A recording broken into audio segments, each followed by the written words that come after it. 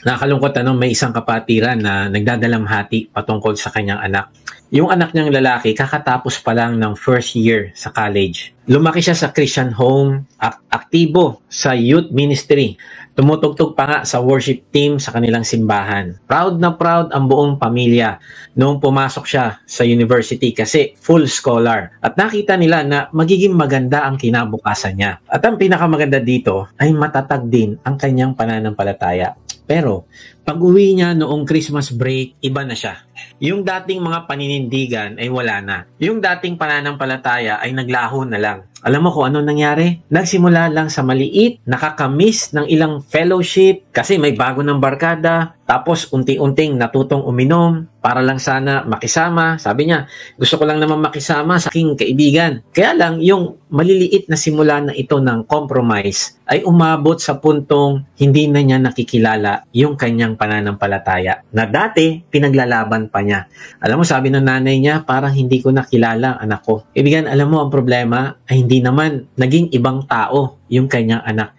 Kaya lang yung anak na ito ay nagpasyang umupo sa trono ng puso niya at pinababa ang Panginoong Hesus. Ang ibig sabihin ay hindi na si Lord ang nasusunod. Hindi na kalooban ng Diyos ang gabay niya, kundi peer pressure, acceptance ng mga tao, classmate, kaibigan, at palakpak ng barkada ang naging hari ng puso niya. Kaibigan, yan mismo ang pag-uusapan natin ngayon. Isipin mo ang puso mo na parang isang trono, maganda, makinang, puno ng glory. Pero ang tanong, sino ang nakaupo sa trono ng puso mo? Sino ang gumagawa ng desisyon? Sino ang nagdidikta ng direksyon ng buhay mo araw-araw? Ang series natin ay tinatawag na guardrails. Ito ay mga bakod ng Diyos na inilagay upang hindi tayo lumiko sa bangin ng kasalanan. At ngayong araw, ang title ng ating message ay Guard the Throne of Your Heart. Hindi lang ito tungkol sa pag-iwas sa maling gawain. Hindi lang ito self-improvement. Ito ay tungkol sa pinakamahalagang tanong. Sino ba talaga ang Panginoon ng buhay mo? Sino ba talaga ang Lord ng puso mo? Maraming tao nagsasabi, tinanggap ko na ang Panginoon bilang aking tagapagligtas. And sinasabi pa nila, tinanggap ko na ang Panginoon bilang aking Lord. Nawang tanong, si Lord ba talaga ang Lord ng puso mo? Siya ba talaga ang nakaupo sa trono ng puso mo? Sabi sa Kawikaan 4:23, ang puso mo'y ingatang mabuti at alagaan, pagkat iyan ang siyang bukal ng buhay mong tinatanggal. Kaibigan, kung sino ang nasa trono ng puso mo, siya ang hawak ng manibela ng buhay mo. Siya ang magdidikta ng direksyon, siya ang magdidikta ng pangarap mo, siya ang magdidikta ng kinabukasan mo. Kaya importante, alam natin, binabantayan natin, sino ba talaga ang nakaupo sa trono ng puso natin. Kaibigan, pakinggan mo ito. Kapag si Jesus ang hari ng puso mo, nagbabago ang lahat. Kapag siya ang nakaupo sa trono ng puso mo, nagbabago ang relasyon mo, nagbabago ang priorities mo, nagbabago ang kapayapaan mo, nagbabago ang pagkatao mo. Kaya ang mensahe natin ngayon, araw, ay isang napakahalagang paalala. Guard the throne of your heart. Sapagkat kung hindi mo ito binabantayan, sa ayaw at sa gusto mo, may ibang hahalili dyan. May ibang uupo dyan. At kapag hindi si Kristo ang nakaupo, ibang Diyosan ang mamumuno dyan. At hindi mo magugustuhan ang magiging resulta nito sa buhay mo. Pwedeng ang mamuno sa puso mo, ikaw mismo, sarili mo. Pwedeng ang mamuno sa puso mo, kasalanan. Pwedeng ang mamuno sa puso mo, ang mundo. So, pag-usapan natin to, paano natin mababantayan na ang trono ng puso natin ay ang nakaupo lamang, ay ang Panginoong Hesus. Magandang araw muli mga ka-Watch. Salamat sa Diyos sa inyong pagsubaybay sa mga mensahe ng ating Diyos dito sa ating vlog na may bagong upload every Monday 6 p.m. Sa mga hindi pa nakakilala sa akin, ako po si Kuya Mike. Ang calling po sa akin ng Diyos ay magbahagi ng kanyang salita sa paraang mas madaling maiintindihan ng mga manonood. Salamat sa inyong lahat na nagdesisyon na isuko ang inyong sarili sa Diyos at sumali sa ating online discipleship group. Mag-type lang kayo ng join sa comment section kung hindi ka pa nakakasali. Or check nyo sa description at makikita nyo doon ang registration link para sa ating online discipleship group. Meron nga pala tayong gaganapin na baptism. Kung ikaw ay nagsuko na ng iyong buhay sa Panginoong Hesus ay inaanyahan ka naming i-declare mo ito publicly at ipahayag na ikaw ay totoong tagasunod na ng Panginoong Hesus. Ang link ng registration ay makikita nyo sa description. Okay, balik tayo sa topic. Paano ba natin babantayan ang trono ng ating puso para masigurado natin na ang Panginoong Hesus ang laging nakaupo dito? So, meron tayong 3 points. Number 1, walk by the Spirit. Number 2, crucify the flesh. Number 3, display the fruit of the Spirit. Okay, pag-usapan natin yung una. Number 1, walk by the Spirit. Lumakad ayon sa Espiritu. Kaibigan, ito yung tanong.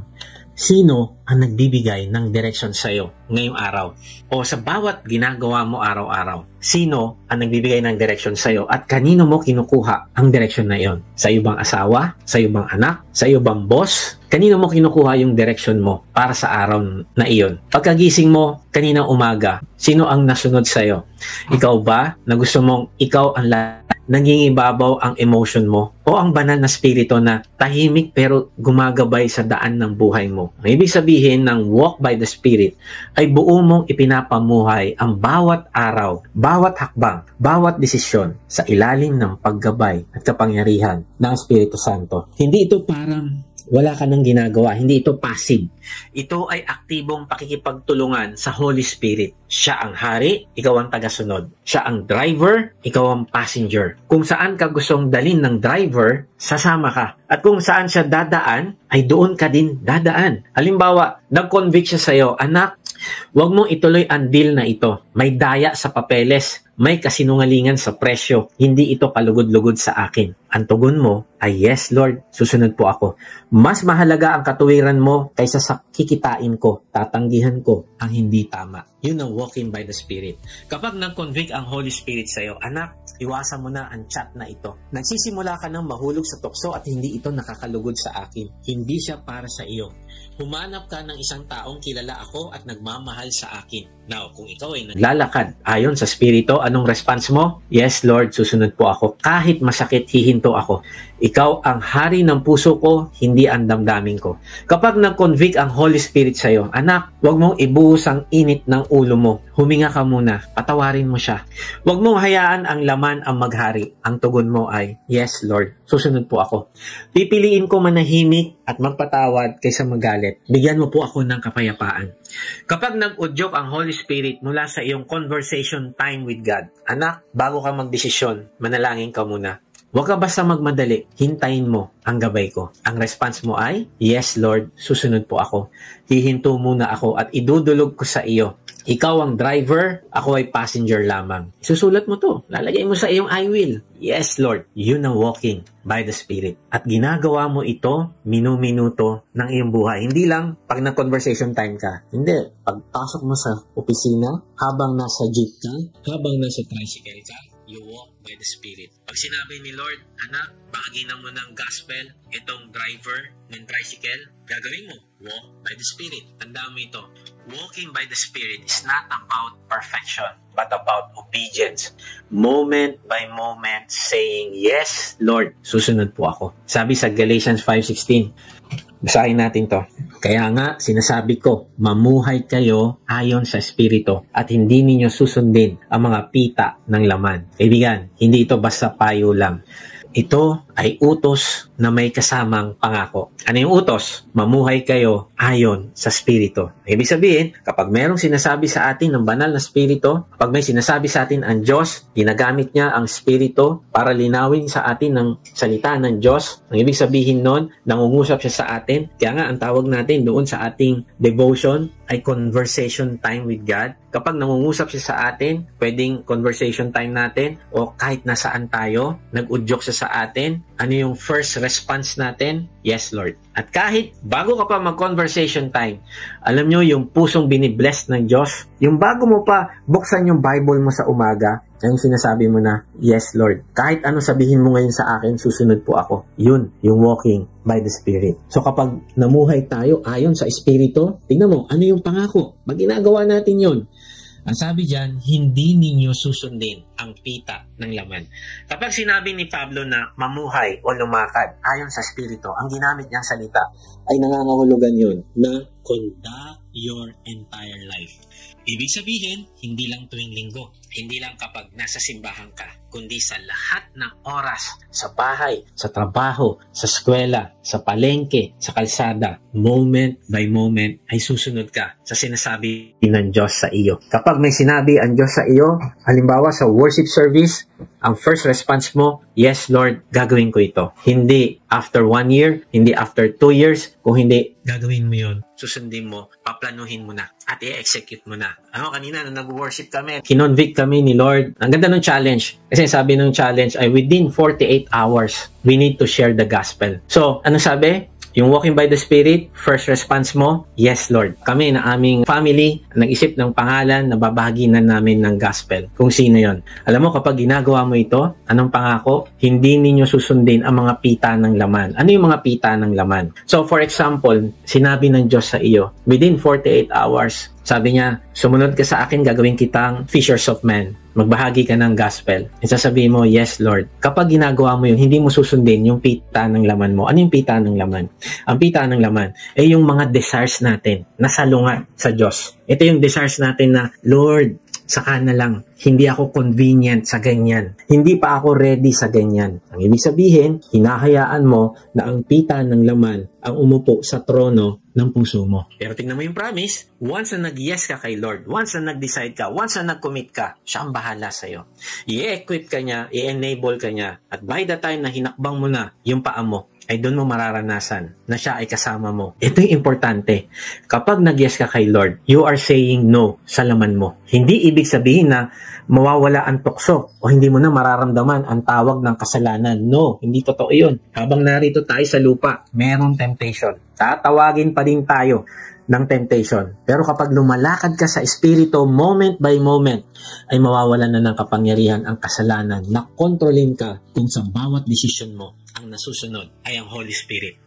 Now, pansin natin, no? Hindi ito tungkol sa self-control. Naku, kailangan lakasan ko yung aking pag-control sa aking bisyo, pride, galit. No, hindi. May isang sikreto. Sasabihin mo lang lagi kay Lord, pag nag-udyok sa sayo, yes Lord, susunod po ako. Hindi ko pa iirali ng aking pride. Hindi ko pa iirali ng aking galit. Kaibigan, practicein natin ito na ang Holy Spirit ang may hawak na manibela ng puso mo. Kaya nga, tanungin mo ito sa sarili, sino ba talaga ang driver ng buhay ko ngayon? Ikaw ba o ang Espiritu Santo? Sabi sa Romans 8:6, ang pagsunod sa hilig ng laman ay naghahatid sa kamatayan. Grabe, no? Ang pagsunod sa hilig ng laman ay naghahatid sa kamatayan. Yung ibig sabihin, kapag pinaupo mo sa trono ng puso mo ang iyong laman, kapahamakan ang kasunod nito. Ngunit ang pagsunod sa Espiritu ay nagdudulot ng buhay at kapayapaan. Ano ang sabi? Kung laman mo ang iyong sinusunod, ay patungo ito sa kapahamakan. Pero kung ang Espiritu ang sinusunod mo, patungo ka sa makabuluhang buhay at kapayapaan.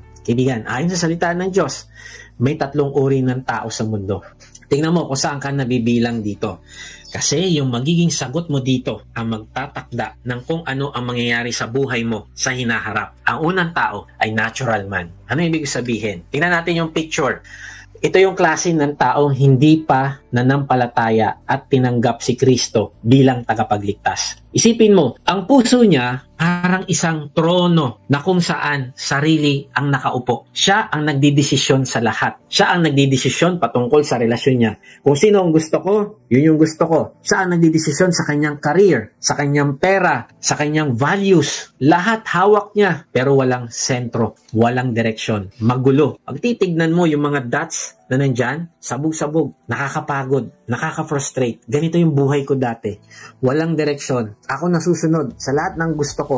Ang Panginoong Hesus, nasaan? Nasa labas. Hindi pinaniniwalaan at hindi tinatanggap. Yan ang natural man. Sabi nga sa 1 Corinthians 2:14, sapagkat ang taong hindi nagtataglay ng Espiritu ay hindi kayang tumanggap ng mga kaloob mula sa Espiritu ng Diyos. Para sa kanila, kahangalan ang mga iyon at di nila nauunawaan. Sapagkat ang mga bagay na espiritual ay mauunawaan lamang sa paraang espiritual. Alam niyo kaibigan, kaya pinapractice natin, gusto natin maging culture na lahat ng gustong mag-join ng discipleship group ay babahaginan muna natin ng gospel. Na ang mga D-group leader, imomodel nila yung pagbahagi ng gospel. Ang mga members, ay magbabahagi din ng gospel. Isa-isa, alternate. Kapag merong binato yung ating kasama na volunteer dito sa ating ministry, kapag meron siyang binato ng mga share ng gospel sa mga group, pagkatapos ng leader, yung mga member mag-share din ng gospel. Bakit? Kasi kailangan nating i-share yung gospel. Bakit? Tingnan mo yung sabi sa verse. Ang mga bagay na espiritual ay mauunawaan lamang sa paraang espiritual. Kung wala pa ang Panginoong Hesus sa puso nila, sa pamamagitan ng Holy Spirit, hindi nila mauunawaan. Kahit anong Bible study pa ang gawin natin. Kaya hindi niya maintindihan ang mga bagay ng Diyos. Parang nonsense sa kanya ang pagbabasa ng Bible, itong natural man. Parang sayang ang oras kapag mananalangin siya. Bakit? Dahil wala pa si Lord sa buhay niya. Kaibigan, baka ito ang kalagayan ng puso mo ngayon. Ikaw pa rin ang nakaupo at wala pa si Jesus. Pangalawa, spiritual man. Ano yon? Ito naman ng mga taong nanampalataya at tumanggap sa Panginoong Hesus. Ito ang ninanais ng Diyos para sa bawat mananampalataya na tayong lahat ay maging spiritual man.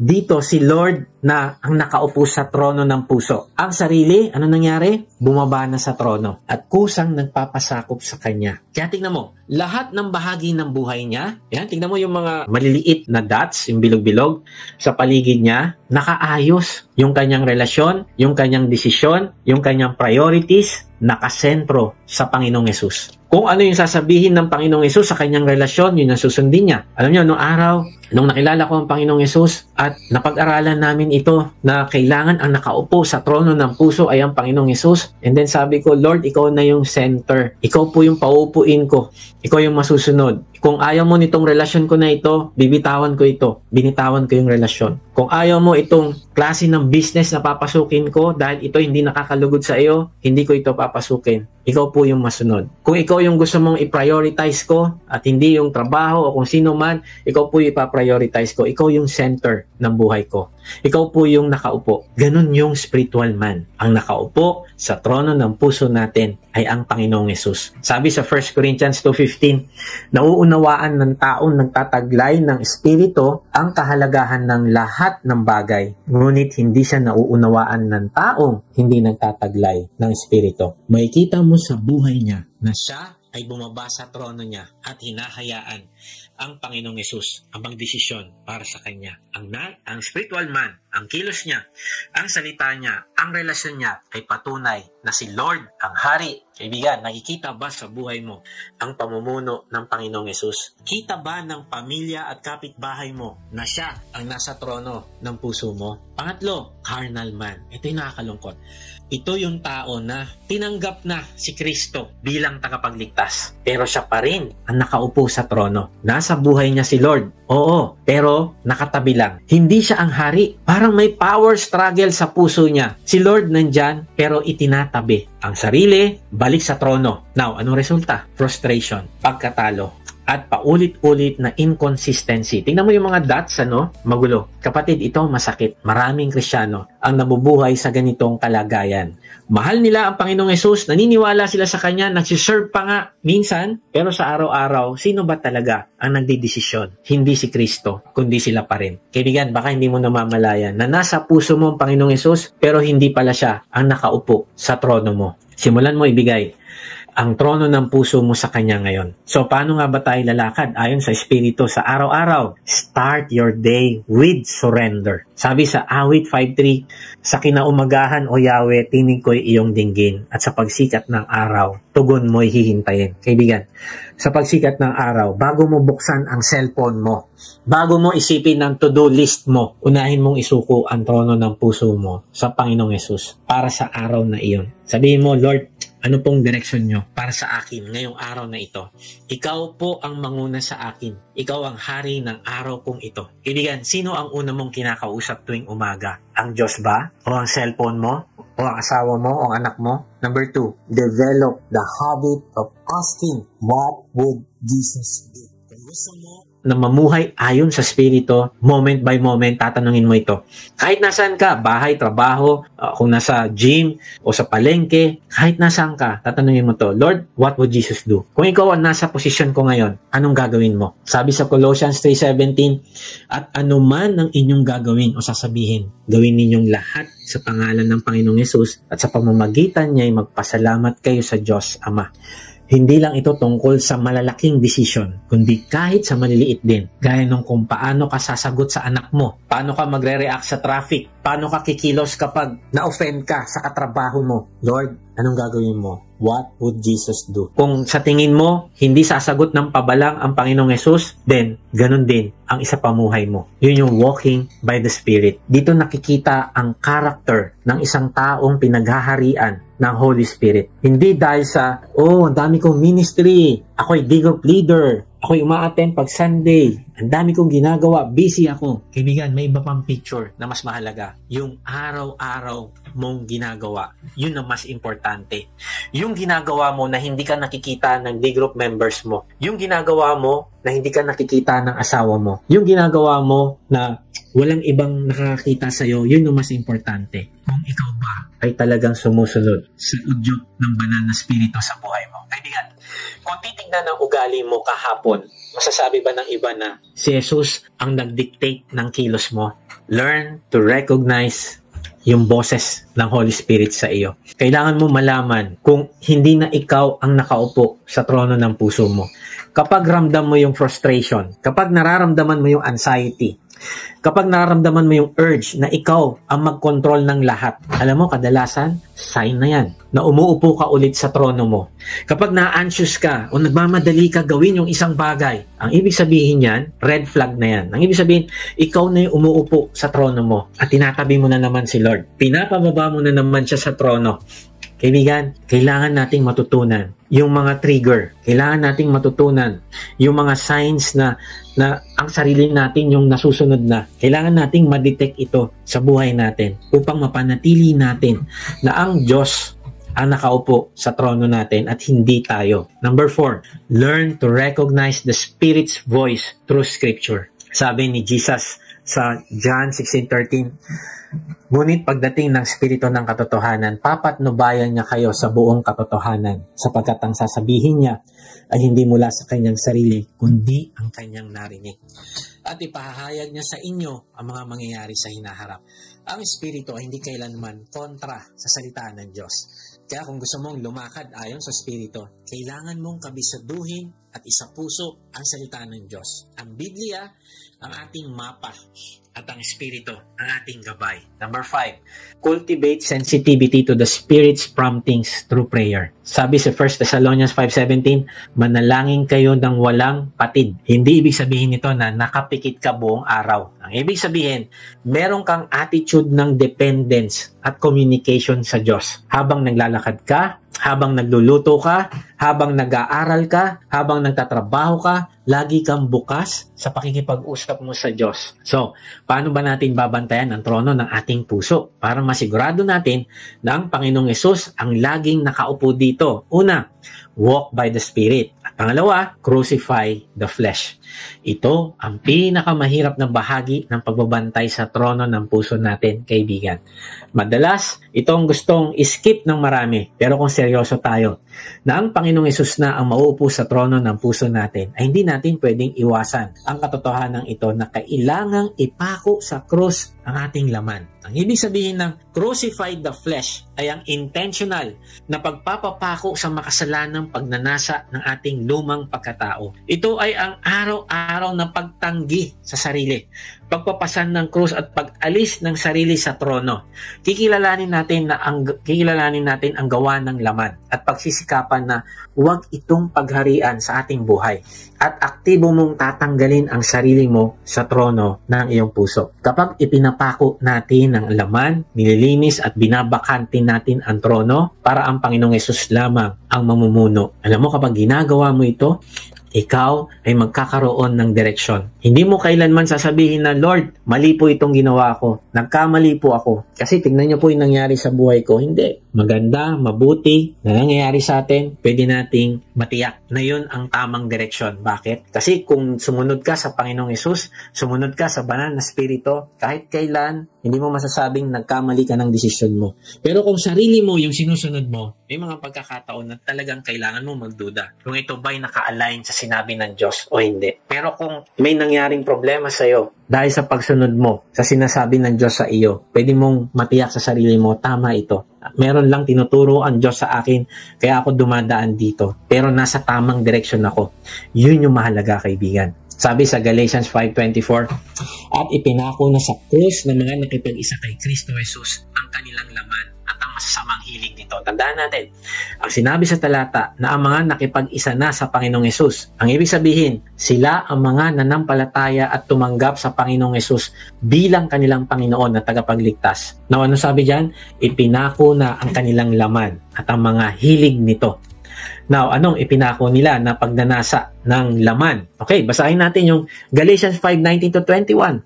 Hindi may kakaila ang mga gawa ng laman. Ano-ano daw ito? Pakikiapid, kahalayan, kalaswaan, pagsamba sa Diyos-Diyosan, pangkukulam, pagkapuot, pag-aaway-away, pagsiselos. Kaibigan, nangyayari ba to? No, kahit sa church, nangyayari ito. Pagkakagalit, kasakiman, pagkakampi-kampi, pagkakabaha-bahagi, pagkainggit, pagpatay, paglalasing, walang habas na pagsasaya, at iba pang katulad nito. Muli kayong binabalaan, ang gumagawa ng mga ito ay hindi magkakaroon ng bahagi sa kaharian ng Diyos. Alam mo, na-realize ko, kapag pinapako natin yung ating laman at ang mga makamundong pagnanasa na ito, ay ang Diyos ang maghahari sa ating buhay. Kapag kinukrucify natin yung laman, yung kagustuhan ng laman na ito, ang maghahari sa trono natin. Ito ang Diyos. Kaya tanong ay, bakit kaya ipinako sa krus yung term na ginamit? Bakit hindi na lang pinatay, hindi na lang tinapos? Dahil ang krus sa panahon ng Romano ang pinakamasakit na parusa. Ang ibig sabihin, ang pagpako sa ating laman ay masakit. Bakit? Kasi yung mismong pinagnanasaan ng iyong laman ang tatanggihan mo. Grabe, ang sarap nun. Masarap manood ng porn. Tama ba? Masarap uminom. Masarap mambabae. Pleasurable. Ano kaya may addiction? Kasi pleasurable yung isang bagay.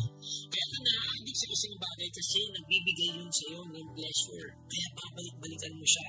At kapag aalisin mo yun sa sarili mo, masakit yun. Kapag aalisin mo sa sarili mo yung pride, ako, ito, sumagot-sagot sa akin eh. Ito yung gagawin ko sa kanya. Ang hirap tanggihan nun. Masakit yun.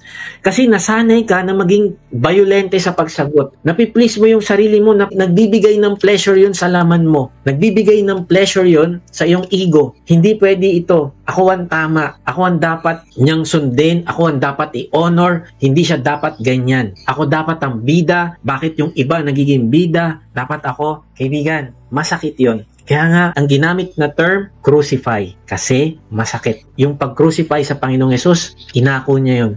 Masakit. Dapat hindi naman niya gagawin yun para sa atin. Makasalanan nga tayo. Pero inako niya, masakit. Yun yung pag-crucify ng sarili natin. Kung sanay ka sa bisyo, tulad ng paglalasing, babae, drugs, masakit iwan. Kasi doon ka kumukuha ng aliw o pangtanggal ng stress. Minsan, bubuksan mo yung Netflix, merong mga panoorin doon na gustong-gusto mo. Pang-relax lang, Lord. O sa social media, meron kang gustong pang-relax. Magandang libangan ito, wala naman akong ginagawa. Pagod na pagod ako. Kaibigan, crucify mo yan. Kapag pinako mo yan, masakit. Kasi masarap para sa yan, pero worth it. Kung naging convenient ka sa relasyon na hindi ayon sa kalooban ng Diyos, masakit. Masakit talikuran kasi nandun yung attachment mo, nandun yung kilig mo, nandun yung sense of belonging mo. Pero kailangan mong piliin si Lord kaysa sa maling relasyon. Pag pinili mo kasi ang sarili mong kagustuhan, ay ikaw na naman ang umuupo sa trono ng buhay mo. Kung nasanay ka sa pride, pag may nag-correct sa'yo, meron kang nasaktan, masakit man yan, aminin mo na nagkamali ka, magpakumbaba ka. Yun ang pagpako sa laman, natanggihan ang sarili at payagan ng Espiritu ang maghari. Kung pera ang naging Diyos mo, masakit magbigay sa Diyos. Tama ba? Kwentado lahat, naku, bibigay ko ba to? Wag, naku, baka ganito, baka ganyan. Masakit. Masakit tumulong sa nangangailangan kasi parang nawawalan ka. Pero sa totoo lang, doon ka pala tunay na magkakamit ng freedom. Freedom sa greediness. So the more tayo nagbibigay, the more tayo tumutulong, the more nating dinedetach yung sarili natin sa materialism. Kaya nga sinabi ni Lord sa Luke 9:23, sinabi niya sa lahat, kung ang sino mang magnanais na sumunod sa akin, Tanggihan niya ang kanyang sarili, pasanin niya araw-araw ang kanyang krus at sumunod sa akin. Kapatid, alam mo kaya masakit ang pagpako sa laman ay dahil hindi mo na kasi ipiplease ang sarili mo.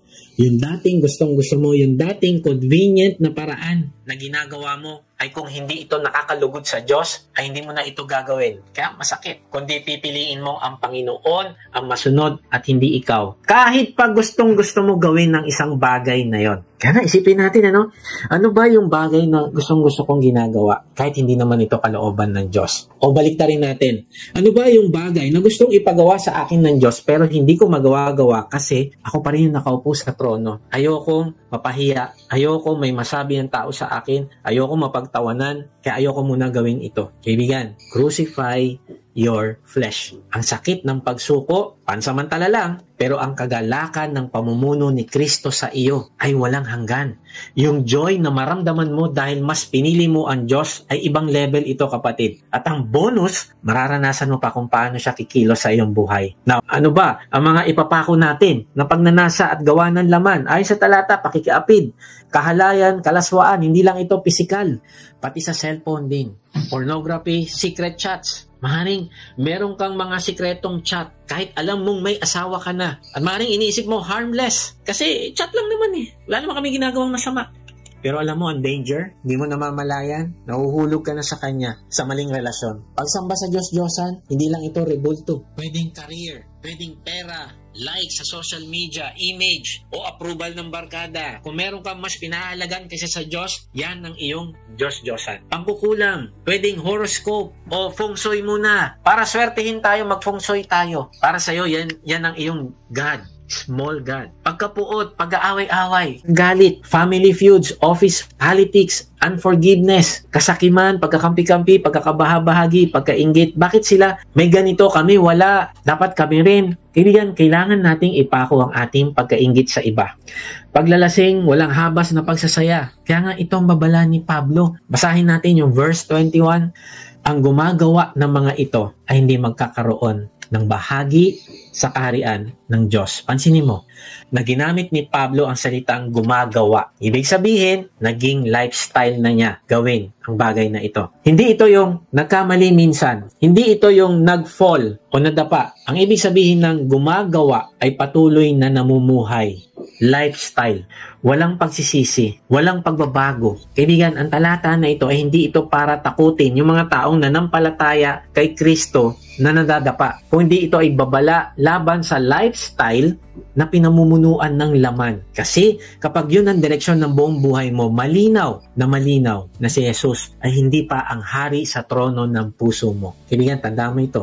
Malinaw na hindi nawawala ang kaligtasan. Sabi sa John 10:28, binibigyan ko sila ng buhay na walang hanggan. Now, hindi sinabi dyan, binibigyan ko sila ng buhay na temporary. Hindi yun. Ang sinabi, binibigyan ko sila ng buhay na walang hanggan at kailanman ay hindi sila mapapahamak. Kapag binigyan ka ng buhay na walang hanggan ng Diyos, kahit kailan, hindi ka mapapahamak. Bakit? O, tingnan mo yung susunod. Ano sabi?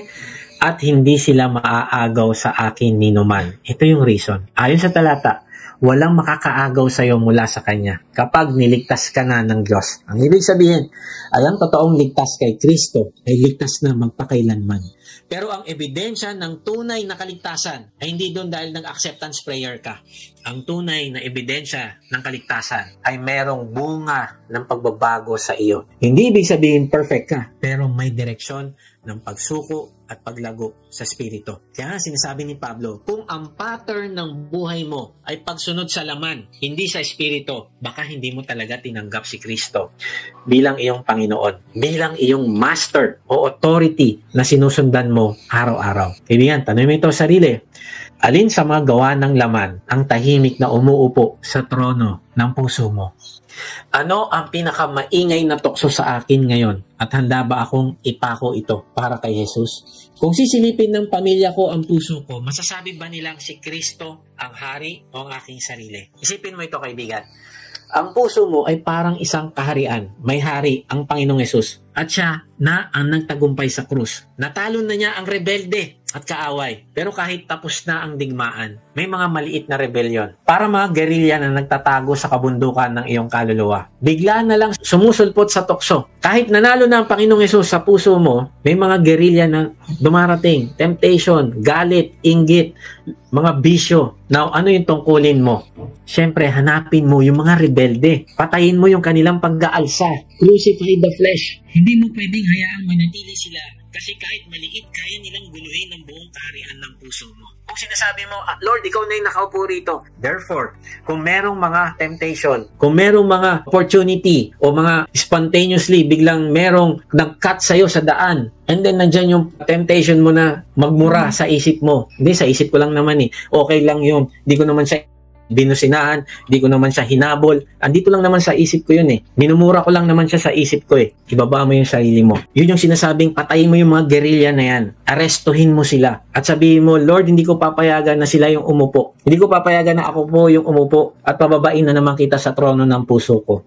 Alam mo, may isang lalaki, mahigit 15 years nang nasa recovery mula sa drug addiction. Madalas siyang tanungin, paano ka nananatiling malaya sa droga? Ang hirap tanggalin yan. Pero 15 years na hindi na siya bumalik. Alam mo, lagi siyang may isang sagot. Sabi niya, araw-araw kailangan kong pumili. Maaari kong pakainin ng lumang pagkatao ko o pwede kong gutumin siya. Kung pakakainin ko siya ng mga alaala ng pag-inom, pagdadrugs, alalahanin ang mga lugar na dati kong pinupuntahan, na mga taong dati kong kasama, lalakas siyang muli. Pero kung gugutumin ko siya, iiwasan ko ang mga bagay na iyon. Magbabasa ako ng Biblia, dadalo ako sa church, dadaling ko ang sarili ko sa mga makadiyos na kaibigan, ay hihina siya. Kaibigan, tandaan mo ito.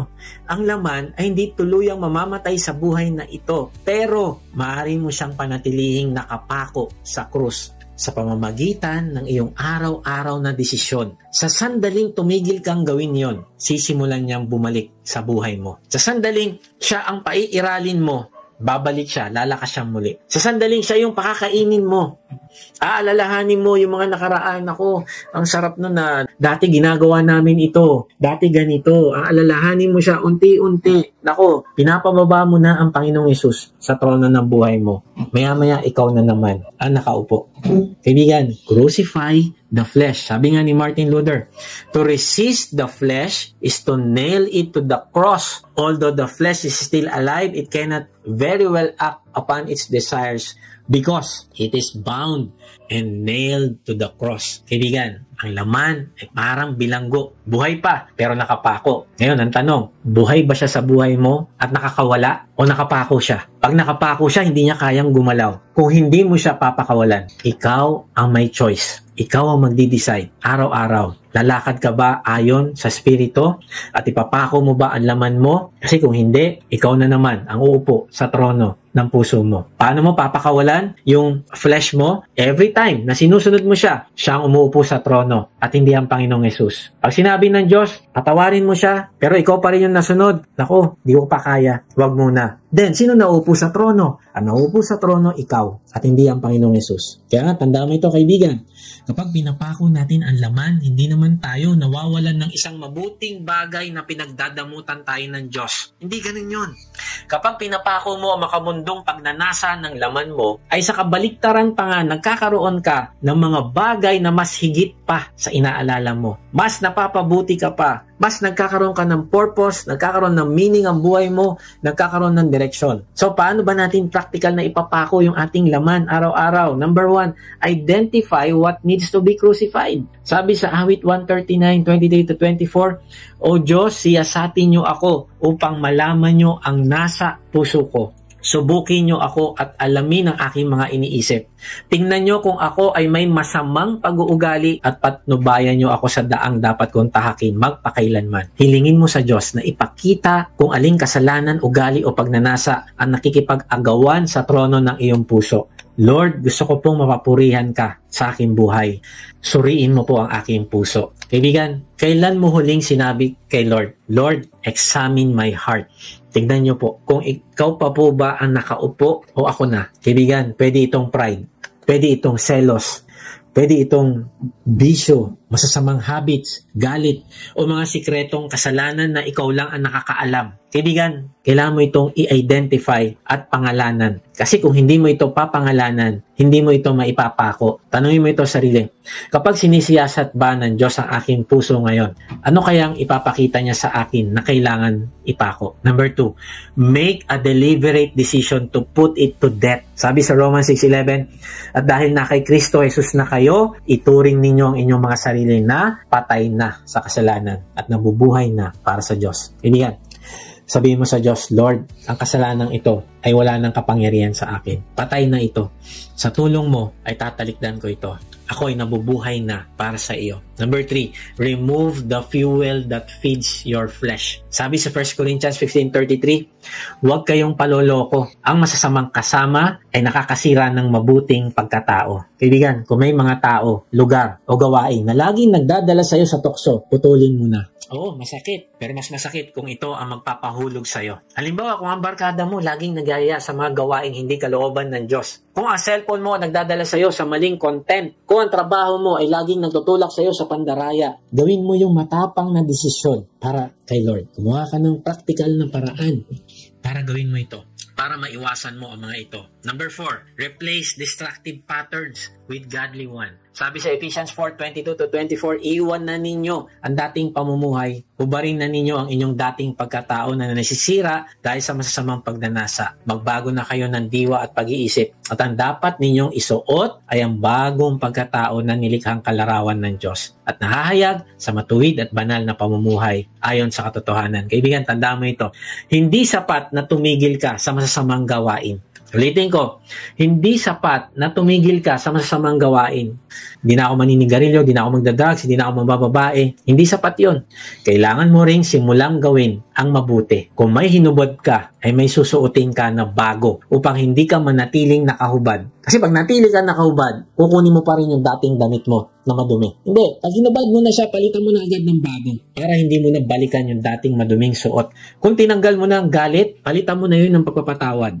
Kung tinanggal mo ang bisyo, palitan mo ng disiplina at ministry. Araw-araw, hanapin mo ang Diyos. Buksan mo ang iyong Bible. Yung time mo na dati ginagamit mo sa bisyo, palitan mo iyon agad ng paghahanap sa Diyos. Marami akong nakilala, huminto lang sa sinasabi nilang gawain na masama. Ang problema, hindi nila hinanap ang Diyos. Ang problema, hindi sila nag-join ng discipleship group. Ang problema, hindi sila natutong palaguin yung relationship nila sa Diyos. Yung pagmamahal nila sa Diyos. Yung intimacy nila sa Diyos. Anong resulta? Bumalik sila sa dati. Sinuot nila yung dating maduming damit. Bakit? Kasi hindi sila nagsuot ng bago. Kung tinanggal mo ang pride, palitan mo ng kababaang loob at paglilingkod sa Diyos. Alam nyo ba, the moment na nag-serve ka kay Lord, nagpapakumbaba ka, tinatanggal mo yung sarili mo sa trono at sinasabi mo, Lord, upo ka po dito. Ano po yung gusto mo pong gawin ko ngayong araw na ito? Paano po kita paglilingkuran? Yun yung pagbaba mo sa iyong pride. Tandaan mo ito.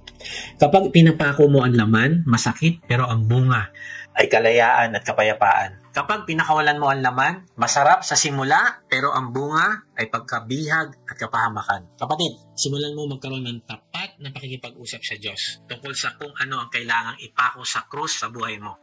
Hindi lang yung mga obvious na kasalanan, kundi hilingin mo sa Holy Spirit na ipakita pati ang mga nakatagong idols, pride, sama ng loob, at iba pa na nakikipag-agawan sa trono ng puso mo. Kung galit ang problema, simulan ang bawat araw sa panalangin, Lord, tulungan mo akong sumagot ng may grace at hindi galit. Kung materialism ang kalaban mo, mag-isip kung anong pwede mong ipamigay o kung paano mo sisimplihan ang pamumuhay mo.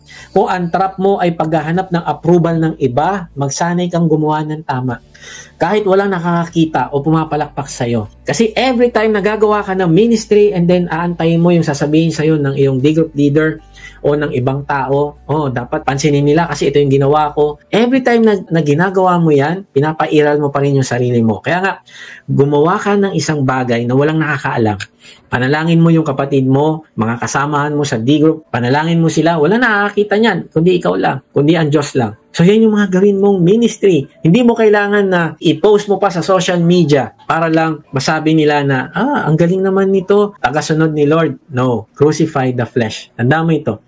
Ang pagpako sa laman ay paglilinis ng trono ng puso para si Jesus lamang ang mamuno sa lahat ng area ng buhay mo. At kapag siya ang tunay na nakaupo, mararanasan mo ang isang kalayaan at kagalakan na magpapatunay na sulit ang lahat ng sakripisyo mo para kay Kristo. Tanungin ko kayo kapatid, sulit ba ang lahat ng sacrifices mo para sa Kanya? Tingnan natin. Yung magiging sagot mo dyan, yun ang magpapabago ng future mo. So paano ba natin babantayan ang trono ng ating puso para masigurado natin na ang Panginoong Yesus ang laging nakaupo? Una, walk by the Spirit. Pangalawa, crucify the flesh. At pangatlo, display the fruit of the Spirit. Kaibigan, ito ang pinakamagandang parte sa buhay ng isang mananampalataya na lumalakad sa Espiritu at pinapako ang kanyang laman araw-araw. Ano yung nangyayari? May kamangha-mangha na mangyayari. Ano yun? Kapag si Kristo talaga nakaupo sa trono ng iyong puso, makikita at makikita ang bunga sa iyo ng ibang tao. Hindi dahil nagpapa-impress ka sa kanila. Hindi dahil pinipilit mo lang magmukhang banal. No. Kundi dahil ang karakter ng Panginoong Yesus ay kusa ng dumadaloy sa iyo. Parang prutas na kusang tumutubo talaga sa isang malusog na puno. Ang ibig sabihin ng ipakita ang bunga ng Espiritu ay ang pagsasabuhay mo ng karakter mismo ng Panginoong Yesus. Kapag ang Panginoong Yesus ang talagang hari sa trono ng puso mo, alam mo ang mangyayari? Kusang lumalabas ang kanyang karakter sa iyo, sa salita, sa kilos at relasyon mo. Hindi ito gawa-gawa, hindi pilit na pilit, kundi ito ay kusang nagbubunga sa iyong buhay dahil sa paninirahan at pamumuno ng Holy Spirit sa iyong buhay. Sabi sa Galatians 5:22-23, subalit ang bunga ng Espiritu ay pag-ibig, kagalakan, kapayapaan, pagtitiyaga, kabaitan, kabutihan, katapatan, kahinahunan, at pagpipigil sa sarili. Walang batas laban sa mga ito. Then, Galatians 5:25, kung binigyan tayo ng buhay ng Espiritu, mamuhay rin tayo ayon sa Espiritu. Pansinin mo, hindi sinabing fruits, mga bunga, hindi sinabing ganun, ano? Ang sinabi, fruit lang, bunga. Ang ibig sabihin, singular. Ang ibig sabihin, hindi ito parang buffet na pipiliin mo lang kung alin ang gusto mo na bunga. Hindi, ito ay isang bunga, buo, isang cluster na parang ubas, maraming bunga pero iisang kumpol, galing sa iisang puno ng ubasan.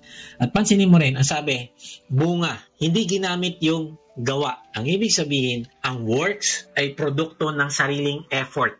Pero ang fruit ay kusang lumalabas kapag ang puno ay malusog at nakakabit sa tamang ugat.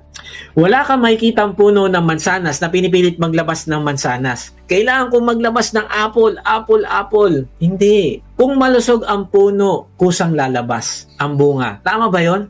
Ganon din ang Kristiyano na nakaugat kay Kristo. Kapag siya ang hari, ang bunga ay natural na lalabas. Hindi natin kailangan pilitin yung sarili natin. Kusang lalabas yun. Kapag nakakonect ka kay Lord, kapag intimate ka kay Lord, yung kanyang character, kusang lalabas sa'yo. Anong bunga ayon sa talata? Ay pag-ibig. Hindi lang sa mababait, kundi kahit sa mahirap mahalin, sa kapitbahay na laging nagrereklamo, sa kamag-anak na laging nangungutang. Meron ba kayong ganyan? Nakaka-relate ba kayo?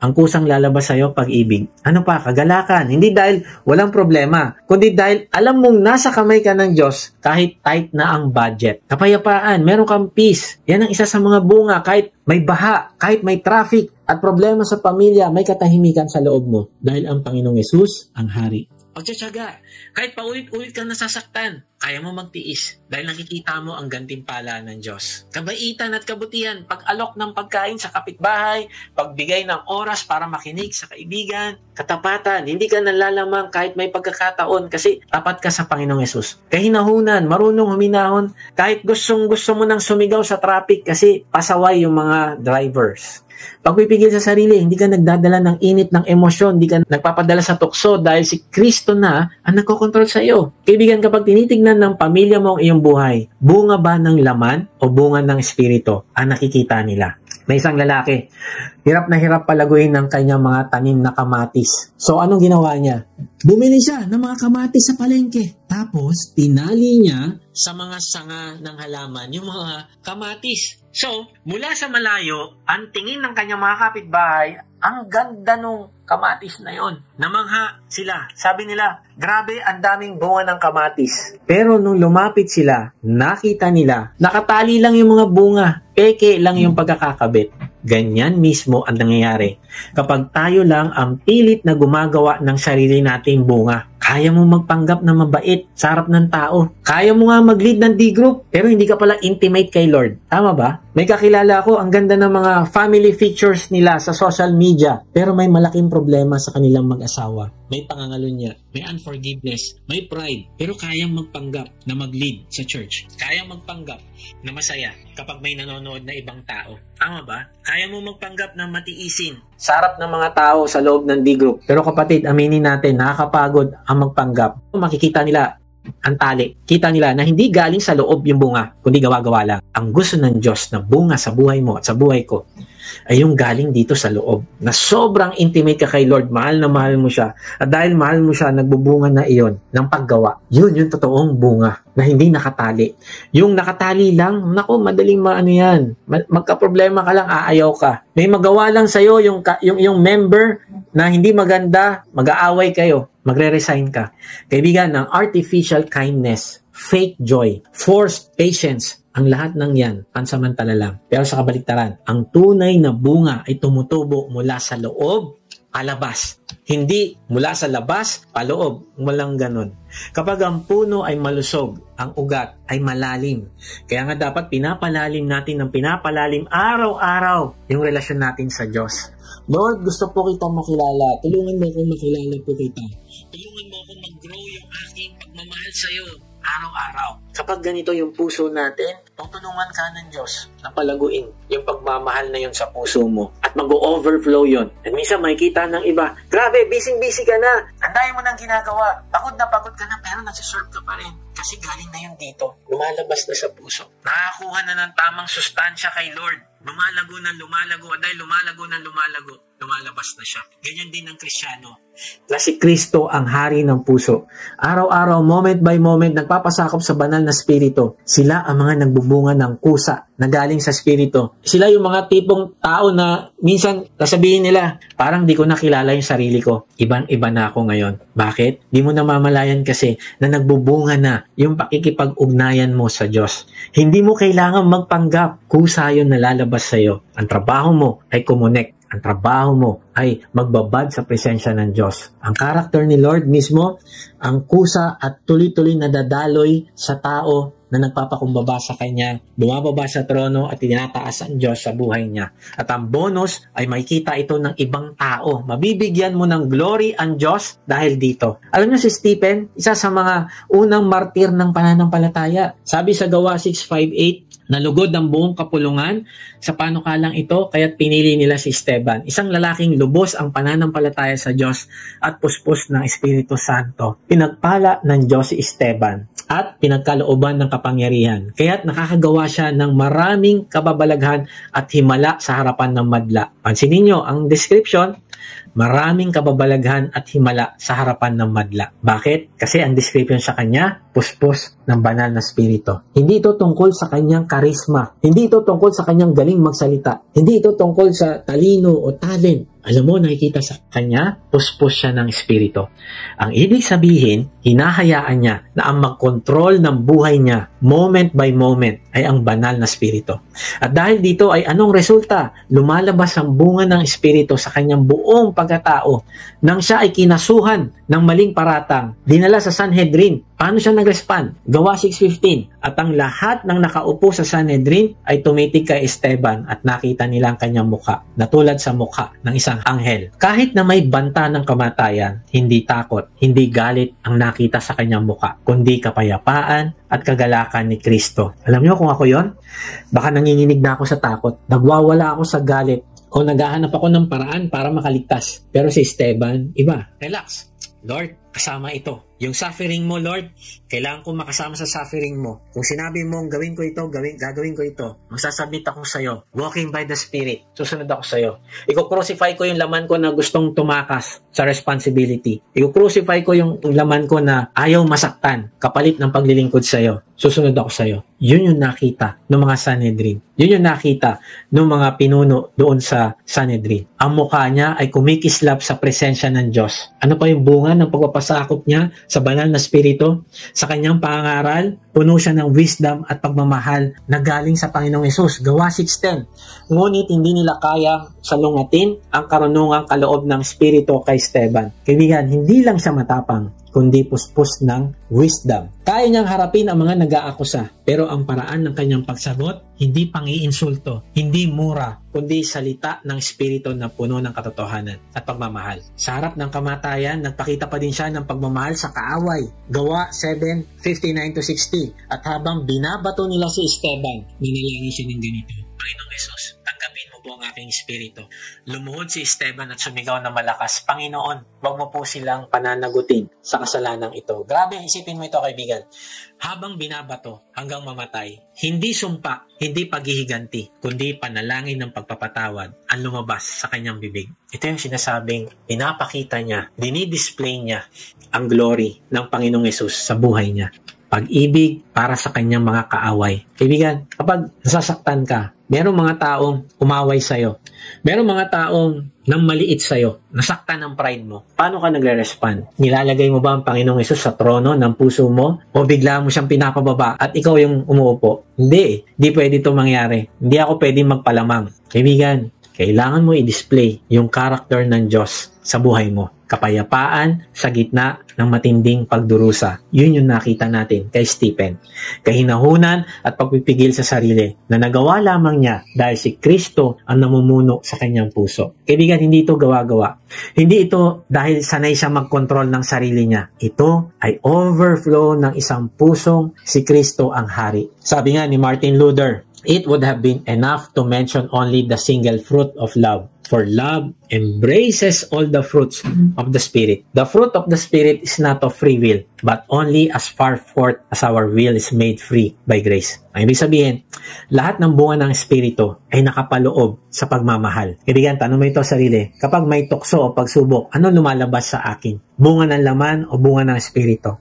Makikita ba ng mga tao si Kristo sa akin kahit sa gitna ng kahirapan at maling paratang? Kung ako si Esteban, ano kaya ang lalabas sa bibig ko? Pagmumura o panalangin ng pagpapatawad? Tandaan mo ito, ang pinakamatinding test ng bunga ay hindi sa tagumpay, kundi sa gitna ng pagsubok. So paano natin ihanda ang ating sarili para sa pagpapabunga ng Holy Spirit sa ating buhay? Focus on the vine, not the fruit. John 15:4, manatili kayo sa akin at mananatili ako sa inyo. Hindi magbubunga ang sangang hindi nananatili sa puno. Gayun din naman, hindi kayo magbubunga kung hindi kayo mananatili sa akin. Ang sekreto ng bunga ay hindi pilit, kundi ugnayan at koneksyon sa Panginoong Hesus. Ang tanong ay, nakakabit ka ba talaga kay Kristo araw-araw? Gumugugol ka ba ng panahon sa pakikipag-usap sa Kanya bago magsimula ang araw mo? Binababad mo ba ang isip mo sa salita niya kaysa sa social media? Kung hiwalay ang sanga sa puno, kahit anong pili, wala talagang bunga. Pero kung nakakabit ka kay Kristo, kusang lalabas ang bunga. Number 2, examine your fruit regularly. Mateo 7:16, makikilala ninyo sila sa kanilang mga gawa. Mapipitas ba ang ubas sa puno ng dawag o ang igos sa matitinik na halaman? Kaibigan, makikilala mo ang isang anak ng Diyos sa kanyang mga gawa. Mag-inventory ka ng puso mo. Tanungin mo, nakikita ba ang pagmamahal at kagalakan sa buhay ko? May kapayapaan ba ako kahit may problema? May pagpipigil ba ako sa tukso? At hindi lang sa sarili mong assessment, humingi ka rin ng feedback sa taong malapit sa'yo. Kasi madalas may blind spots tayo. Pwedeng iniisip mong mabait ka pero sa totoo lang, mainitin ang ulo mo. Tama ba? Parang ako rin, ano? Don't try to produce fruit. Pangatlo, Galatians 3:3. Talagang napakahangal ninyo. Nagsimula na kayo sa Espiritu at ngayon nais ninyo magtapos sa pamamagitan ng inyong sariling kapangyarihan. Maraming Kristiyano ang napapagod kasi akala nila checklist lang ang fruit of the Spirit. Kailangan ko maging mas mabait, check. Kailangan ko maging mas matiisin, check. Ang ending, burnout. Pero kapatid, ang sikreto ay hindi lakas ng loob, kundi lakas ng Holy Spirit. Kaya nga, manatili ka kay Kristo at siya ang kikilos para sa iyo. Number 4, be patient with the growing process. Galatians 6:9, huwag tayong mapagod sa paggawa ng mabuti sapagkat sa takdang panahon tayo ay aani. Huli tayo susuko. Kaibigan, pagod ka na ba gumawa ng mabuti? Ang sabi dyan, huwag tayong mapagod. sa takdang panahon, tayo ay aani kung di tayo susuko. Kaibigan, ang bungang spiritual, hindi instant noodles. Hindi ito lalabas overnight. Tulad ng mangga o nyog, may season ang pagtubo, paglago, at pagkahinog. Kung hindi mo pa nakikita ang inaasahan mong bunga ngayon, huwag ka pang hinaan ng loob. Kung si Kristo ang nasa trono ng puso mo, tiyak nalalabas din iyon sa tamang panahon. Kaibigan, ngayong linggo, pumili ka ng isang bunga ng Espiritu na kailangan ng paglago sa buhay mo. Baka pagtsatsaga sa family, kasi maaaring mainitin ang ulo mo sa bahay. Baka kabaitan sa mga taong mahirap mahalin, gaya ng sa kapitbahay na laging nagrereklamo. O minsan ayaw ka pag-parking doon sa iyong harap o sa katrabaho na toxic. Baka pagpipigil sa sarili, sa paggastos, kasi palagi kang nadadala pag may sale. Naku, sale na naman, lika punta tayo rito. Hanggang sa naubos na yung laman ng credit card mo. Kaibigan, isuko mo araw-araw kay Kristo ang area na iyon. Sabi mo, Lord, hindi ko ito kaya sa sarili ko. Hayaan mo ang banal na Espiritu ang magpabunga nito sa akin. Kaibigan, baka maaaring kung susuriin mo ang iyong sarili ay hindi mo pa talaga tinanggap ang Panginoong Yesus na hari ng iyong puso. Matagal na panahon na ikaw ang nasa trono ng puso mo, kaya lang marahil ang resulta nito sa iyo ay pag-aalala, lagi kang pagod, lagi may kaba, kasi akala mo kaya mong kontrolin lahat. O kaya may emptiness ka. Kahit gaano karaming pera, tagumpay o relasyon, parang may kulang pa rin sa puso mo.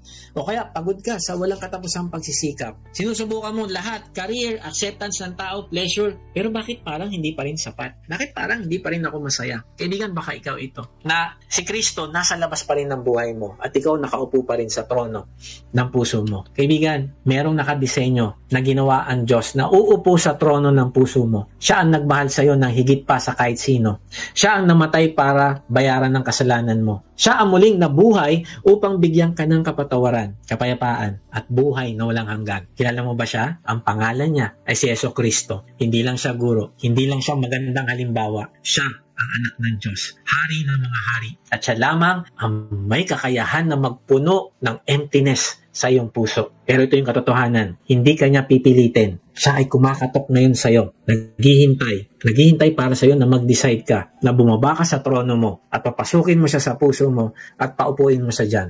Kung yan ang nais ng puso mo ngayon, ihayag mo ang pananampalataya mo sa Kanya sa pamamagitan ng isang panalangin. Sabihin mo sa Kanya, Panginoong Yesus, inaamin ko po na ako po ay makasalanan. Patawarin mo po ako. Sapagkat napakatagal na panahon na ako po ay nakaupo sa trono ko. Ngayon po gusto ko pong bumaba sa trono ng puso ko. Binubuksan ko na ang puso ko, pinapapasok kita. Pumasok ka sa akin. Ikaw na po yung mag-drive ng buhay ko. Ikaw po yung umupo sa trono ng puso ko. Tinatanggap po kita bilang aking Panginoon at nakapagligtas. At simula ngayon, tatalikdan ko na ang aking mga kasalanan. Hindi ko lamang ito ihihinto kung hindi hahabulin kita sa buhay ko. Kikilalanin kita at paglilingkuran kita. Amen. Kaibigan, alam mo kung ito ang ipinanalangin mo na may pananampalataya at buong puso, siya ay pumasok na ngayon sa puso mo. Siya ay umupo na ngayon sa trono ng puso mo. Pero may kailangan kang gawin.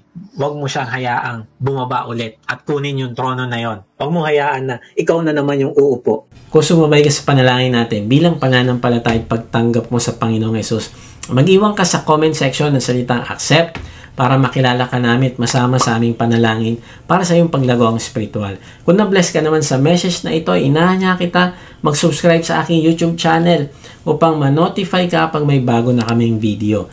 Ibahagi mo din ang mensahe na ito sa iba ng mga nanghihina, nangangamba sa buhay at nasa kapighatian upang ma-encourage sila na lumapit sa Diyos na nagmamahal sa atin.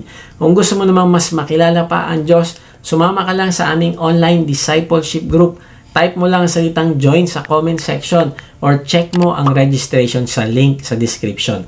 Salamat nga pala sa mga nagsusupport sa ating ministry at kung gusto mong maging partner sa ministry na ito na magamit ka ng Diyos sa pagpapalaganap pa ng kanyang salita at pagtulong sa mga nangangailangan ay inaanyahan kita mag-support financially sa ating gawain. Meron tayong link sa ating give page sa description. Pag hindi nyo nakita ang link ay mag-type lang kayo ng partner sa comment section at papadala namin kayo ng link. Paano ba natin babantayan ang trono ng ating puso para masigurado natin na ang Panginoong Yesus ang laging nakaupo dito? Walk by the Spirit. Lumakad ka ayon sa Espiritu. Araw-araw, moment by moment, isusuko mo ang direksyon sa Panginoon. Lord, kung ito yung sinabi mo, sasundin ko ito. Halimbawa, natitempt ka na magsinungaling. Meron sa iyong nagtanong at gusto mong magsinungaling. Pero alam mo, sabi mo, Lord, ikaw na nakaupo sa trono, sasabihin ko po yung totoo. Kahit maging masama yung itsura ko, pagtawanan niya ako, sasabihin ko yung totoo. Walk by the Spirit. Siya ang driver, hindi ikaw. Pangalawa, crucify the flesh. Ipako sa krus ang laman. Hindi sapat na may Holy Spirit. Kailangan ding tanggalin ang sarili sa trono. Masakit. Oo, pero mas masakit kung laman ang maghahari. Number 3, display the fruit of the Spirit. Ipakita ang bunga ng Espiritu.